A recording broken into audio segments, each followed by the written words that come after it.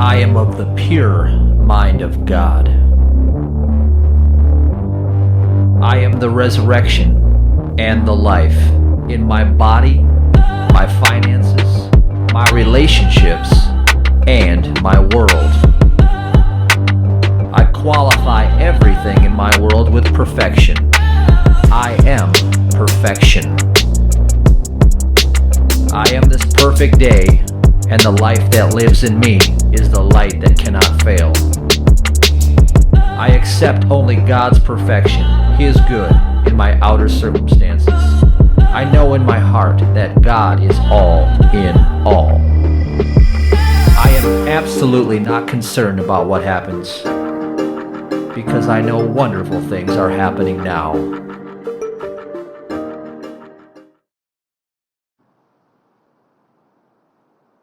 Greetings.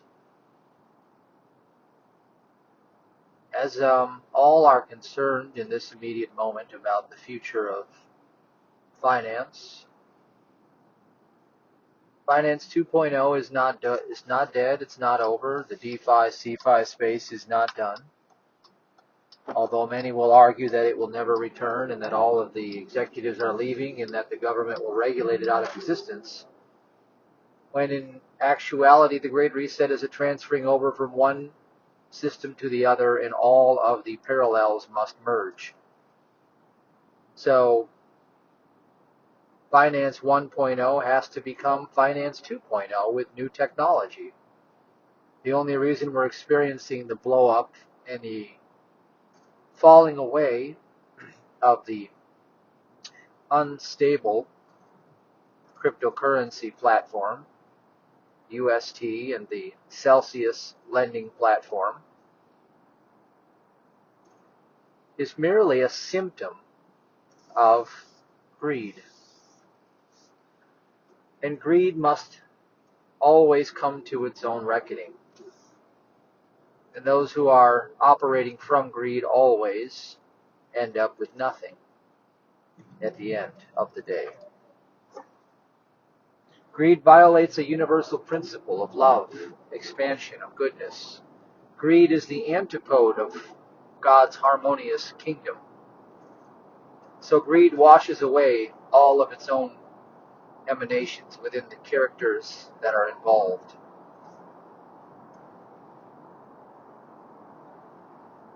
And so what is happening is what is rightfully yours, that belongs to you, is now being revealed as all of the illusion is being separated. So check within your own heart and find, where has greed allowed me to over-exaggerate my self-importance, my level of giving, my allowance for receiving of goodness, without any thought of manipulation, coercion, or outside control over the self. For what remains is what truly belongs to me. Everything else was a propped up illusion and represented the extent of greed that was playing out in your immediate forecast. Now, to hasten your resiliency and your bounce back and your ground, and find the bottom, if you will, where you can replenish and rebuild from, you must take your eyes off of the dream that there is something out there that can control your influence or behavior. Your behavior is entirely controlled by you. You may react to something that appears to be happening out there, and perhaps it is that very reaction cycle that you are visiting from a previous cycle in your life.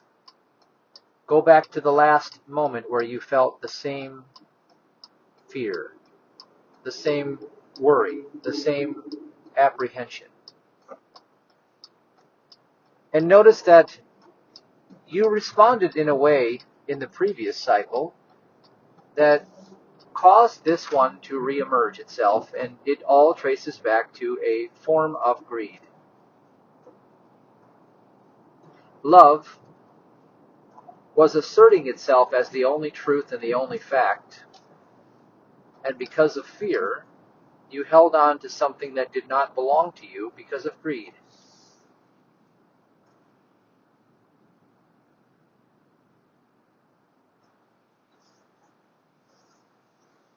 Just pay attention to how you feel inside when the word greed resonates off of your eardrum. And repeat after me, my greed is what I experience playing out in my external reality now.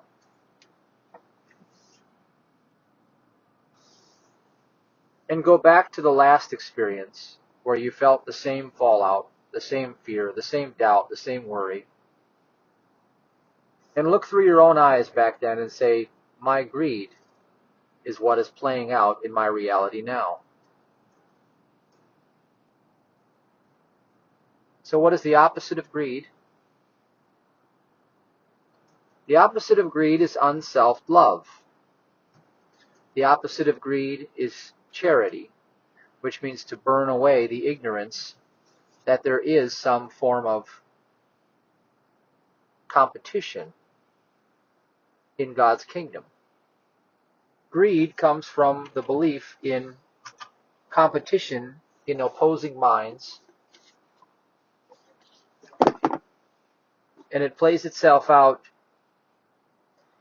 in behaviors that result in dishonor with others, with God, with the self. So return back to the original spot and look through your own reality, if you will, when the first original event occurred. Perhaps it was a cycle even before the last one you visited. Just say the word greed and go all the way back to the first memory that comes up. And say to yourself, it is my greed that is causing this outer reality to perpetuate. And as you say, it is my greed that caused this reality to perpetuate, recognize that there is no greed in the mind of God.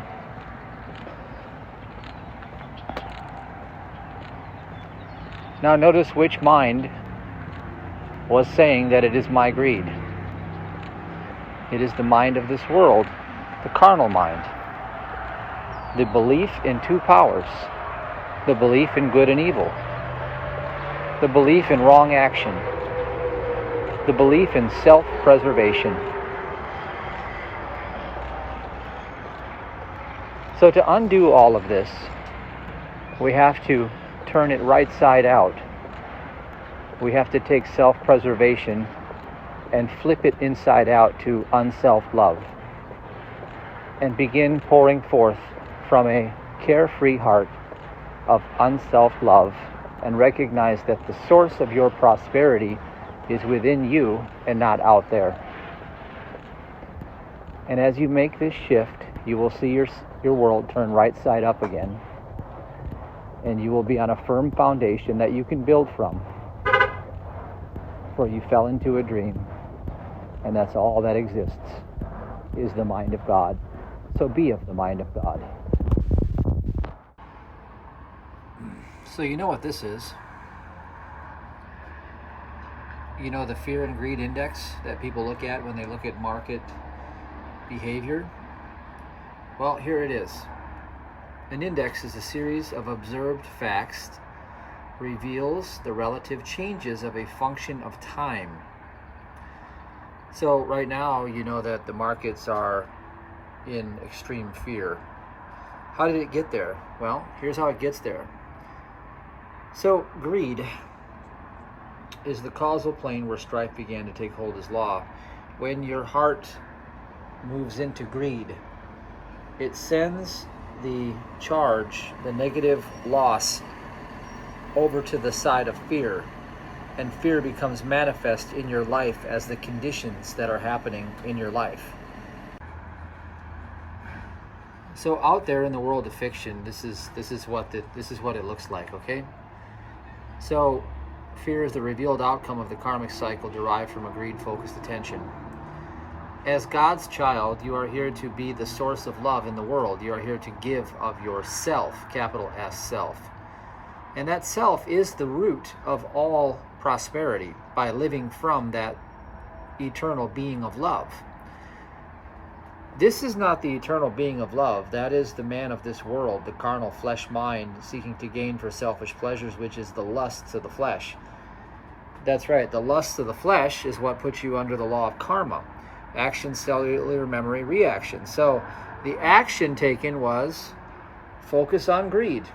It's simply an attention thing. As soon as you put your attention on greed, you shifted your heart from God to this world. And once God scans your heart and sees that you've shifted your heart to this world, you have set into motion the very law. This loss scenario became in the karmic cycle, in the cards for you. The only way to do this is to break it. You have to step out of this law into the law of being in love. So this is the true economic behavior that is God's design for you as his child. To break the fear, see, hodl and experience certain fear. The early adopters of Bitcoin, the reason why many of them became very, very wealthy is that they did not hodl. They actually freely gave of it. They wanted to have a faucet. They wanted to pour it out. They wanted to share it with the world. So by that very nature, because their heart was known to God before they got involved, they were given the opportunity to get in at $1 or $5 or $10 or $200. Their heart was in a better place. And that's why they were able to hold on to it. And I'm talking about that as an example that you can understand. You can understand this in any cycle of your life. You can understand it through business as well. If you build a large business and you don't do your tithe, you don't honor God, you don't do things that are just and upright in the sight of God, then you give your heart to this world, which is the focus of greed, selfish gain, selfish pleasure, lusts of the flesh. And so, Mary Baker Eddy comes along and says an unselfed love receives immediate divine power. Well, an unselfed love is being in love, which is the peg. It's a route to eternal supply. So you need to repeg yourself. You need to give from a heart of love. And you get giving, and it sends the Tao to receive. It sends the energy over to the receiving, and it becomes a prosperity cycle. You can only gain what you give away, and whatever you choose to keep, you lose. That's how the world actually works. So in Luke 6:38, given it shall be given unto you, good measure, pressed down and shaken together and running over, shall men give into your bosom. For with the same measure you meet, withal it shall be measured to you again. So meet is a measurement. It means to measure the quality or quantity of. So here again, the source, to sow means the source of semen. That's what sow means, is a source of semen. All right, what does semen do when you impregnate something? It births something into the world, right? That's what semen does. It births something into the world. You want to birth prosperity into your world, you have to sow. You have to sow. That's how you birth into your world, is you sow. It's a universal principle. It's semen. Okay, what is it that does it? Well, you can see here in the beginning, first cause, Genesis 1, God works in the realm of ideas. So here you are, your heart is good, you have an intention to make good of life. Out of a rocket of desire and contrast, you witnessed something that brought you pain, so you're moving towards pleasure. You felt the sting of lack, now you want the pleasure of plenty. So you start to vision yourself out, and as your vision expands, filled with stuff, your provision begins to come in. Your provision is matched to your vision directly. So bigger vision, bigger provision. Now, it first comes to you in the form of idea. idea coupled with the object of that idea becomes the seed that you sow. Imagination is the summer aeon, so you're living in the imagination of the true self. Okay, now supply begins to form from here. So the supply begins to form in the winter aeon, okay? And these are motes of dust dancing in a beam of light. It's not there, it's an illusion. It's particles of matter that are in the lower densities that your five senses from the carnal mind are picking up. And so what happens is then we shift our heart unwittingly into the fall of man, which is Genesis 2. It becomes Judgment Day. We start to seek for gain for self. We become attached to the things of this world. We start sowing in the winter. We sow our attention in the form of good and evil, placing it in objects out there. You know, money good, I like money. Bitcoin good, I like Bitcoin. House good, car good. And then you start to experience that these things don't actually hang around. And so then we start to judge that as bad. And we become attached to this, and it's the winter season, it's barren, and even in the place of good, it says in the Nag Hammadi Library in the Gospel of Truth, no good is the good but which God bestows. What is it that God is bestowing? God is speaking in divine idea through the summer aeon of imagination. And if you want to keep the barren place of good reflecting back to you, you see, giving unto the same measure that you meet, it has to be done through a process of sowing, which means the semen has to keep producing for the new seeds. So you have to take the sacred tenth, you have to tithe, you have to break apart the substance, and being in the river of love. So you take the dead river of the dead empty carcass out there, and you get into the river of life, being rooted in love, and you begin to sow in the winter season. And as you sow in the winter, it reaps in the summer, and divine idea comes to you through provision, and it becomes the prosperity cycle.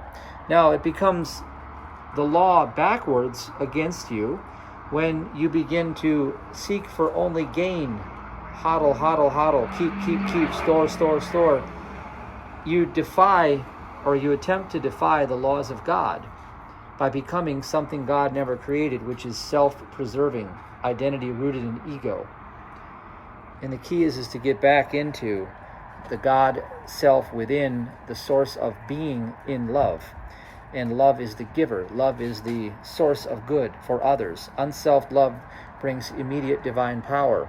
And so as you keep focusing on the law that God creates, you begin to fix your outer affairs by principle, not by luck.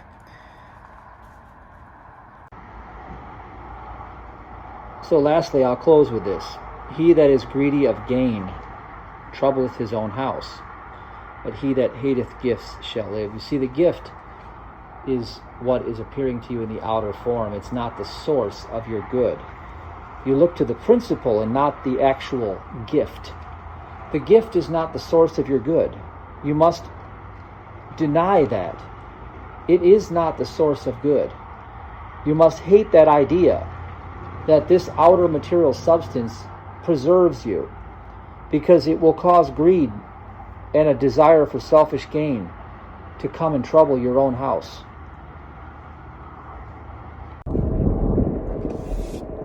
Good day. Good day. It is a good day because you're still in the connectedness of life. Therefore, it is always a good day because life is always harmonious, always supporting you, always loving you. And so it must be good because it's all God. So I'm reflecting this morning, and one of the magical moments that I have is first thing in the morning, and this is the new dynamic that I'm in. And one thing Michelle and I do every morning is we reflect on things, and a lot of growth, just tremendous growth is happening, and it's not always easy, So one thing she said is, she says, we narrowed down exactly what it is that her specialty is, and she says, I teach reflection. That's exactly it. Now, Mary Baker Eddy was always big on reflection. She talked about how we reflect the qualities of God. That's what man is, the reflection of the qualities of God. And so one thing I've learned going along this path and this process is God's going to remove everything from you that stands in the way of your growth. And you understand that this does include people, it does include family, it does include loved ones, it does include things that you hold near and dear to your heart. Because the reason you're here is to be purified in consciousness so that you reflect what God is. So an example of that in my life, in the journey of growth that took place is, at the time, what a blessing. At the time, when Sabrina came into my life, we met each other. We both had certain qualities that we reflected that were very beneficial for each other. And the sense of security and safety that she learned in her adolescent years was something that I had to lean on for the entire duration of going through that Lyme disease phase and all of the counterparty effects of all that. Like, it trickled into everything. You don't just get sick and then, it's just a physical thing. No, it affects your relationships. It affects your finances. It affects everything. Everything is connected. Wherever there's disharmony in one area, it is also in every other area. And it may not be visibly known because you're swimming in it and you can't see it because you're so deep in it. But on the outside looking in, it's obvious. And so fast forward many years, I had this network. I always had about 3 to 5 people every week. I built a really great network at the level where I was at to just really stand with me in prayer as I worked through all of the processes that I went through in my journey. And in the last year, all of that began fading out. It's almost as if God said, the training wheels are coming off. You're going to go into a new season. You're going to do a new growth cycle. And you're going to rely on me and nothing else. And, one of the first, shocks was the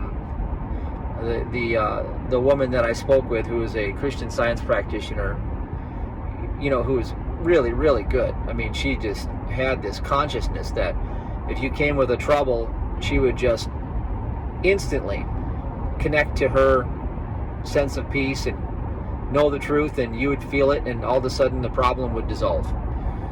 Well, she passed unexpectedly, just gone. I hadn't communicated with her in about 3 or 4 or 5 days, maybe 5 days.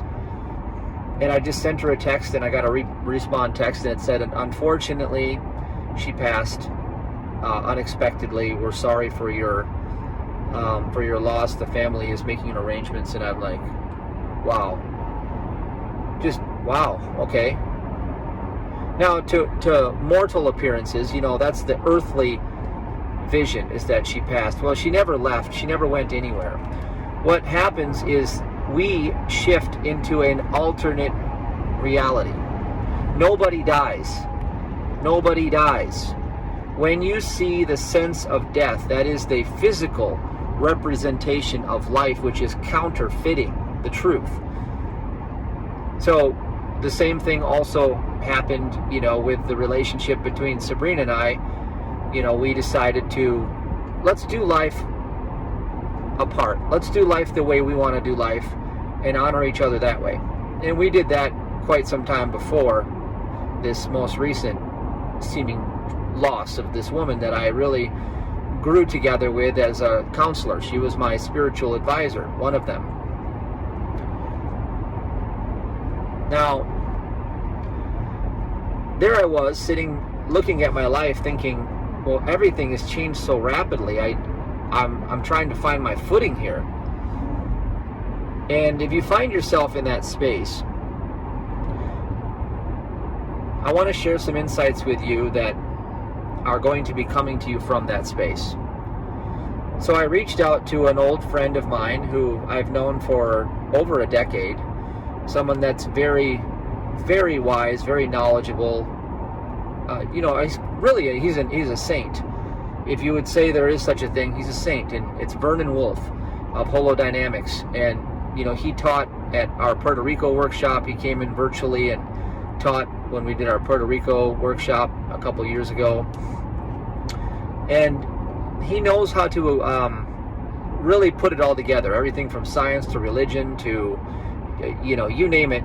He has delved into it, mastered it, made a understanding of it that puts it together rapidly. And so I reached out to him and I said, okay, well, here's where God's leading me, to this place called the Lovers Retreat. I just prayed to God, and God said that you were to be a part of it, so I reached out to you, and we spoke for an hour, and this was just yesterday, and it was probably the best hour that I've invested in a long time. And what he revealed to me was that this is all, this is already part of the contract. This has already been done, if you will. And the love is the being of connectedness, and it has to do with being able to be effective at loving. See, truth versus illusion. The illusion is unconditional love. The truth is effective loving. Now, effective loving is what allows you to withstand and go through anything. I'll repeat, effective loving, which is something that happens within you, it's something you do, is what allows you to withstand and endure anything. So now I'm in the season of going through that. I'm learning, and I'm having to stand in a place of no support. Now, this is the thing. It's not that I don't have full support of God. It's no external support. And I don't mean that in the way of finances or, emotional intelligence or anything that is related to that. I mean it in the way of everything. So, where do you turn other than to God? Wherever you are turning other than to God for every need, whether it's I want to be held, or I need money, or my health is lagging, please restore me. Like, wherever you turn other than God will be stripped away from you, if not already, very soon. Because we are going through the great transformation, and this is one thing he reminded me, and he said, well, speaking of how, the planets aligned, he goes, you do know in the astronomy, he goes, this is off the point, he says, but we are in the same cyclical lineup as 1776. So, that was when freedom was taking charge. And so the spirit of freedom is inherent within all of creation. And we are displacing a false sense of governance from outside. And it has to do with taking our power back to the inner kingdom of me within the self, and relying only on the self for all things. And what brings the interconnectedness together that you have to learn, that you must master, is being effective at loving. If you're not able to be effective at loving, Vernon was telling me, he said, you can't make this transition. You'll get caught in the duality. You'll get caught in the collapse of the calamity. You'll suffer the fallout of all of this, the finances. Everything is going to collapse. Everything is going to collapse. I'm repeating to you, everything is going to collapse. The question you have to ask yourself is, can you withstand everything collapsing? Now, I've had a glimpse of it. When I went through Lyme disease, everything collapsed. I lost my health. I lost the relationship for the time. I lost all the finances. I went through that period, okay? I really, in my heart of hearts, believe that this period that's coming is going to be equally, or even probably more, challenging than that one was. But I do know that love is the solution. And I'm not talking about human love. I'm talking about perfect love, which is God. And so what Vernon assured me is that this is the next step in the evolution of this ministry and for everyone that is connected to this ministry. And it was already planned. It was already existing. So there are no mistakes. There are no, there are no could have made better choice. None of that is even possible. We're exactly where we're supposed to be at this moment for what is happening for the inner growth, because that is all God is concerned with. God isn't concerned about you having $10 million in your bank account. That's ridiculous. God isn't concerned about you having high esteem with other people and being a celebrity and being an influencer and all that. God doesn't care anything about that. That's just your ego vanity that wants that. God doesn't care even with your comfort. Now, that one might not settle with you. God is not concerned with your comfort, because anything within you that is feeling discomfort is not of God. And so anything that seeks for comfort and needs God is nothing but a dream. And what I'm going to assert to you is the dream is ending. And the only thing that will remain and will be left standing is love. And what we have to do is become effective in love. Effective. To effect within ourselves and others, if you will, change that is meaningful, that helps them, that helps our loved ones. That is what you would call the light of this world. Human love will not be able to do anything to comfort or console others in the times that we are going into. Human love is no love at all.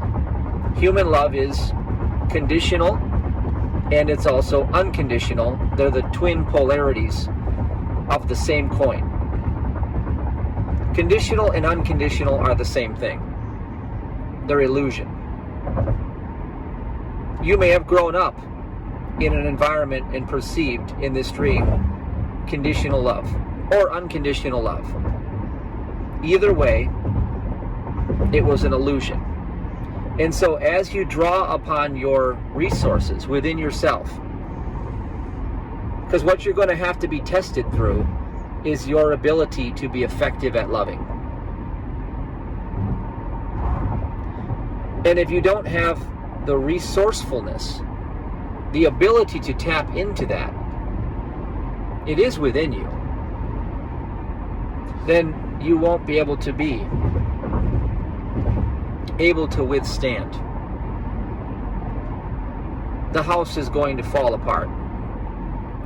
Now, one of the key indicators of the house falling apart is the worldwide greed.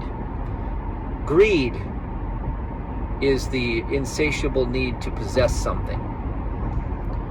So even poor people can be extremely greedy, especially poor people. There's nothing more greedy than a poor person, because they have an insatiable desire to cling to every last little dime that they get, every last little dollar that comes across their plate. They want to hold that with an iron fist. That's greed. And greed is also the feeling of I am not enough externalized in your affairs. If you have 2 million, I'm not enough. It has to be 10. If you have 1 billion, I am not enough. I see someone else with 15 billion. I have to have 15 billion. That's also greed. Greed is why the financial system collapses now. Because greed has nothing to do with eternal love and the beingness in the interconnectedness of love. And what is not in that being in the togetherness of love is nothing but a fleeting dream, and it comes to an end. Now, I showed you in the video how that looks from a cartoon sketch standpoint. I wanted to really just kind of draw it out for you. And what you have left over in your possession right now is what you actually have earned, minus what greed was there. So what is happening and what will happen to you and to others, if you will, because it's all just you externalized. That's what relating is it's you and you, is greed gets circumcised. So if your greed was, well, I have 2 million, but it better be 10 soon, then you can kiss that goodbye. And if your greed was, well, this is my last dollar and I better hold on to it with an iron fist because I might need it, then you can kiss that goodbye. The only way to break the cycle is to reemerge in the connectedness of the beingness of togetherness and love. That's the only way to break the cycle and to turn the prosperity back on. And that begins with you. And it only is influenced by you in your world.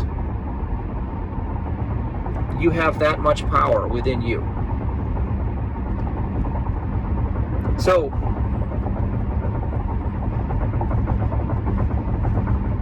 here's what's going to happen. So 10 days prior, so it'll be July 18th, we will begin with the preliminary warm-up teachings for the Lovers Retreat. Those teachings are all about getting you into the alignment with your higher self, your spirit within. If you can't get into the spirit, and you can't operate from the spirit, then you can't do the work. You can't withstand what's coming. Because nothing else exists. Everything outside of that's going to crash and burn. It's gone. Just kiss it goodbye. It never existed anyway. It's over. Vanity is an illusion. It's gone. Ego is an illusion. Gone.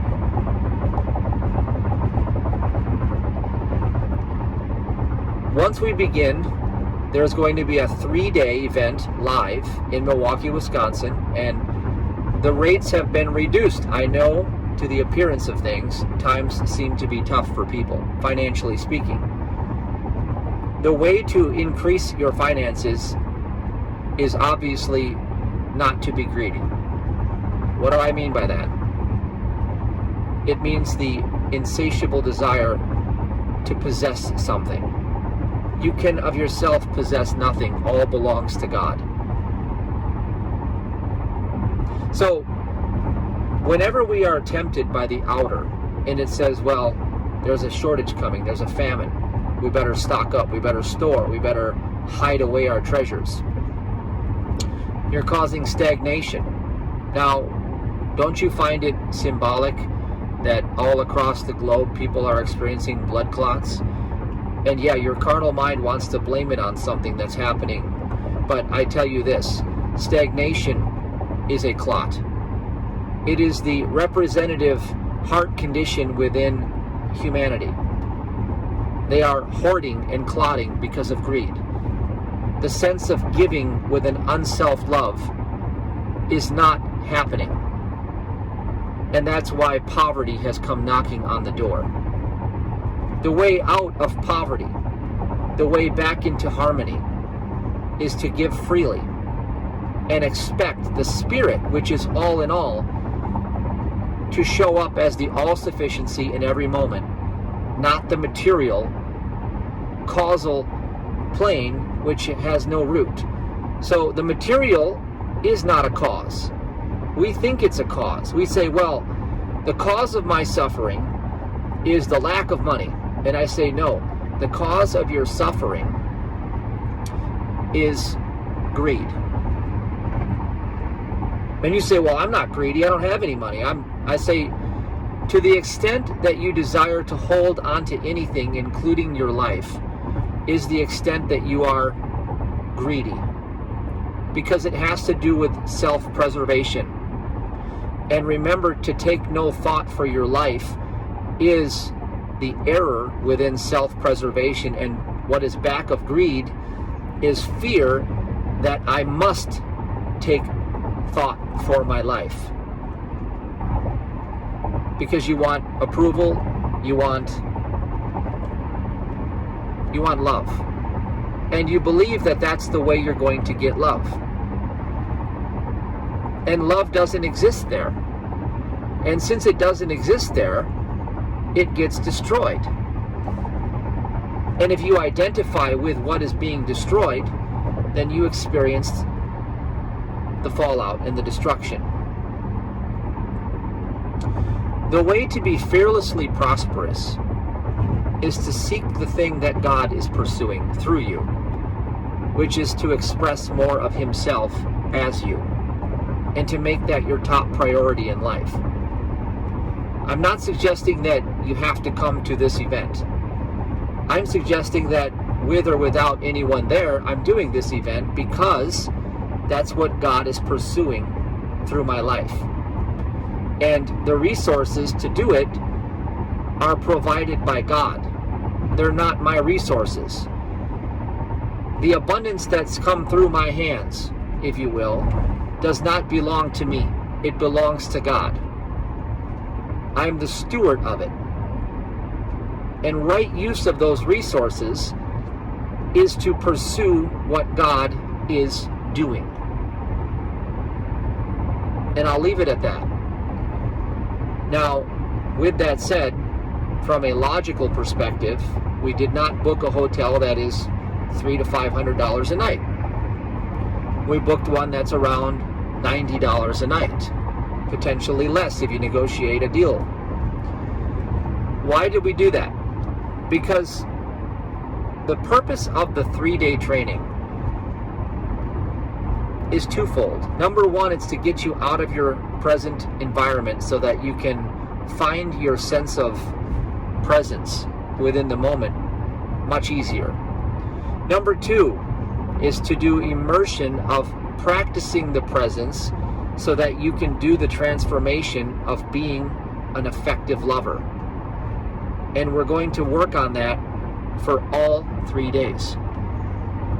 In real life scenarios, you're going to get a specific outline of what to do, either by yourself or with a partner, and you're going to do that in every venue that we enter.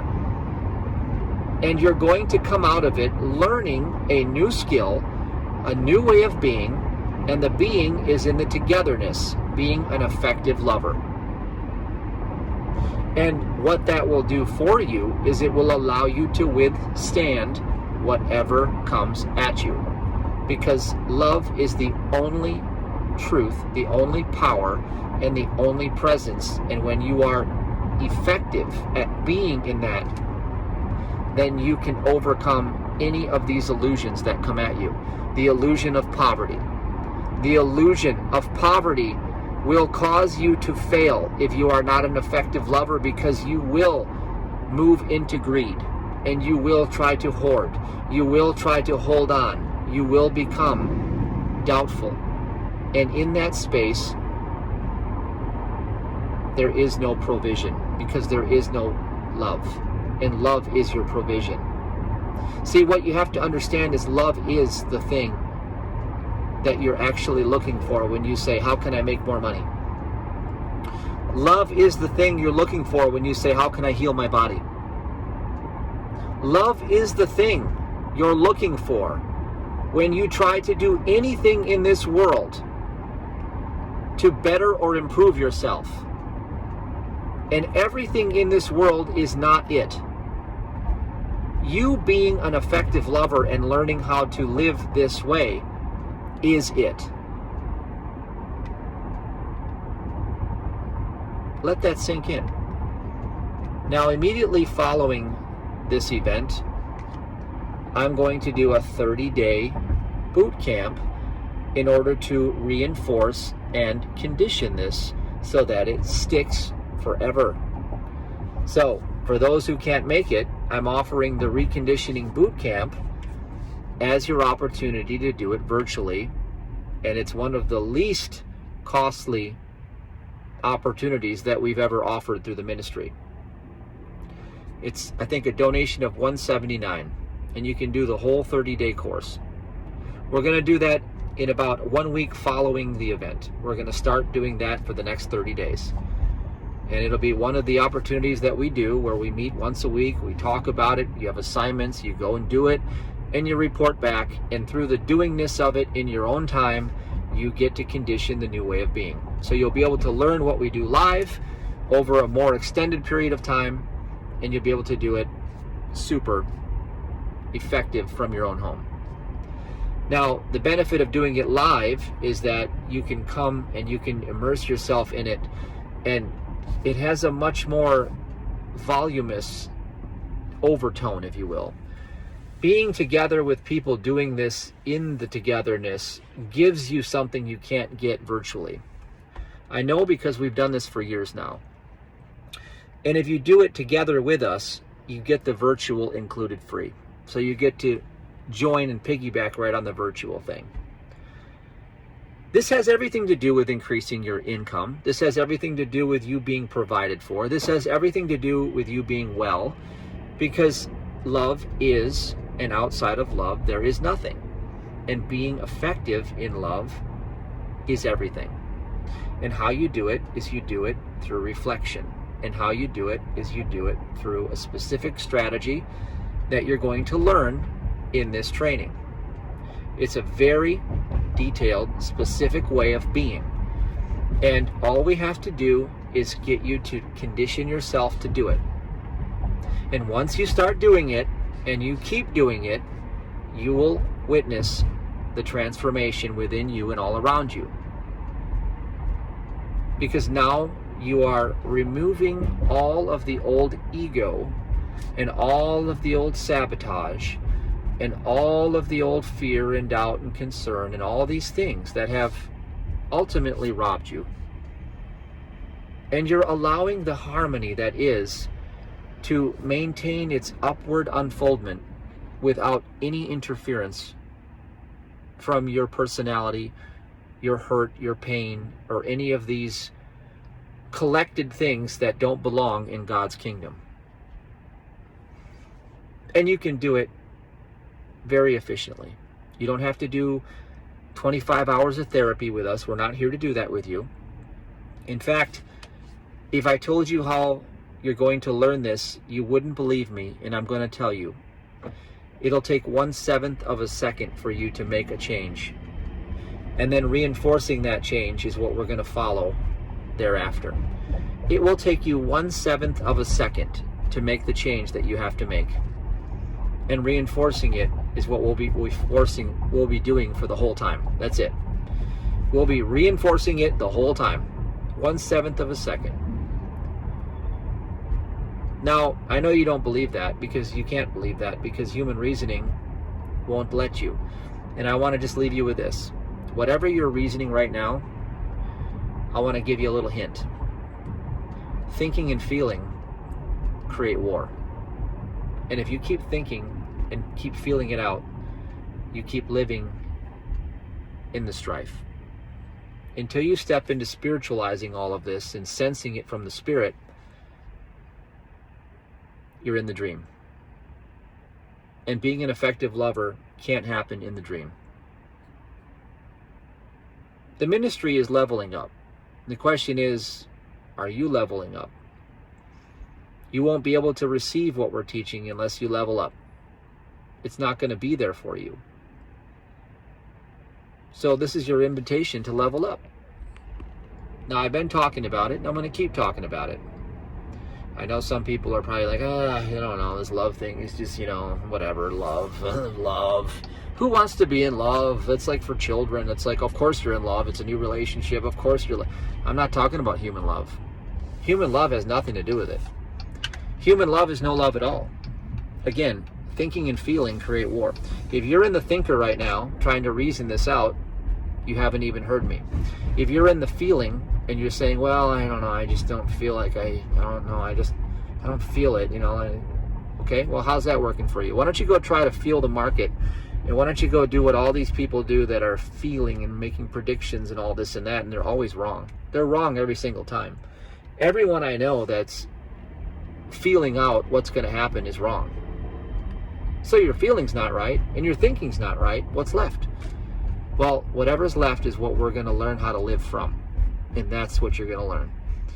And that is where power is.